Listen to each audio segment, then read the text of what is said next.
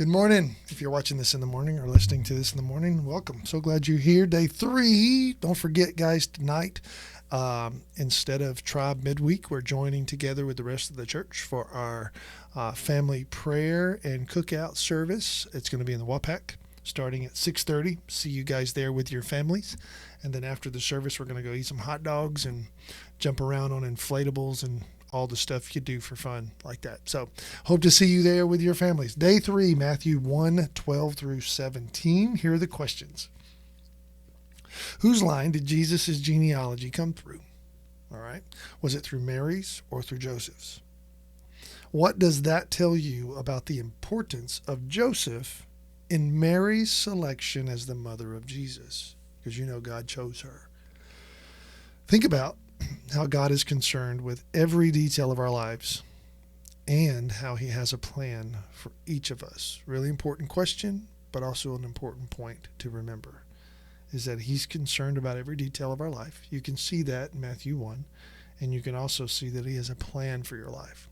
Whenever you feel like you don't have a purpose or a plan, you need to remember that's when you stop realizing who God is. Okay, so let's read the scriptures together, verses 12 through 17.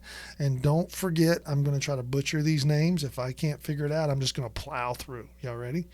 What verses were they again? 12 through 17. Verse 12. After the deportation to Babylon, there was a time in the history of the church there. And after the deportation to Babylon, Jeconiah was the father of Shealtiel, and Shealtiel the father of Zerubbabel, and Zerubbabel the father. Forgive me for butchering these names. And Zerubbabel the father of Abiud, and Abiud, that sounds right, the father of Eliakim, and Eliakim the father of Azor, and Azor the father of Zadok, and Zadok the father of Achim, and Achim the father of Eliud. Verse 15.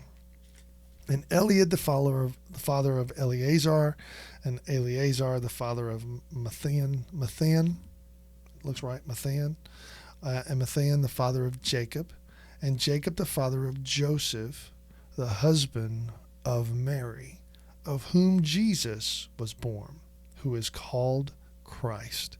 So all the generations from Abraham to David were 14 generations. And from David to the deportation to Babylon, 14 generations.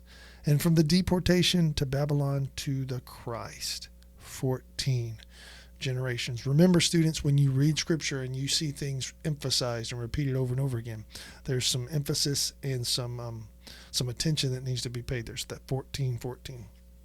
So let's see. So the questions again, day 3 are, whose line did Jesus' genealogy come through, Mary or Joseph? You see that according to Matthew, it's pointing out the line of David there. And so you want to remember that.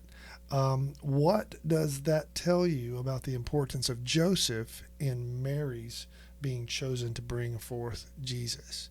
It's important because according to Scripture, it was said that he would come in the line of David. And so it's crazy important there. Look at the second question. Think about how God is concerned about every detail of our lives and has a plan for each of us.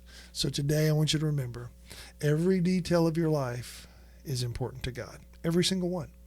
And every detail of your life today can be given to the glory of God. And God also has a plan for your day. And so the question is, as you're walking through your day, that should be part of our conversation with the Lord. Is, Lord, help me to see how this is actually working out according to your plan. The good, the bad, the confusing, all of those. Ask the Lord to help you see it. And then when you see it, tell him thank you for showing you. All right. So students, I love you guys. I will see you tonight at our family cookout and worship service. Love you guys.